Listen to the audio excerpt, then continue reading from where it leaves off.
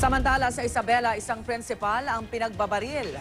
Habang sa Bulacan, na-recover ng mga pulis sa isang parking lot ang isang kinarnap na sasakyan. Narito ang report.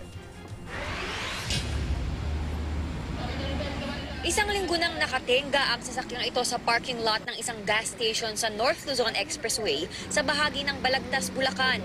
Kagabi, pinuntahan ng mga operatiba ng Scene of the Crime Operatives o SOCO ang sasakyan. Pinaikutan muna ito sa bomb sniffing dog bago binuksan. Na-recover sa loob ng sasakyan ang mahahalagang dokumento at malaking halaga ng pera. Nakapangalan daw ang sasakyan sa isang residente sa General Trias, Cavite at kinarnap umano sa Quezon City noong September 16. Ang sasakyan ay nasa kustodiya na ng Bulacan Provincial Police Office habang patuloy ang investigasyon.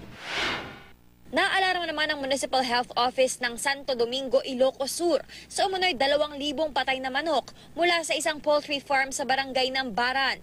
Ang mga litrato ng patay na manok ay in-upload sa isang social networking site. Nang matay daw ang mga manok nang manalasa ang bagyong Mario. Agad ininspeksyon ng mga otoridad ang poultry farm pero malinis ito at walang nakitang patay na manok. Ang ilang market supervisor naman ininspeksyon ng mga panindang manok doon. Paalala ng Municipal Health Office sa mga residente na magpakonsulta agad sa doktor kapag nakaramdam ng pananakit ng tiyan kung sila'y kumain ng manok. Sa Isabela, isang high school principal ang pinagbabaril ng suspect na sakay ng motorsiklo. Ayon sa pulisya, kadarating lang ng biktimang si Edito Jacinto sa paaralan nang barilin siya ng suspect. 6 na balang tumama sa katawan ng principal na naging mitsa ng agad niyang kamatayan. Patuloy ang investigasyon ng mga otoridad sa posibleng motibo ng pamamaslang. Para sa unang balita, Athena Imperial reporting.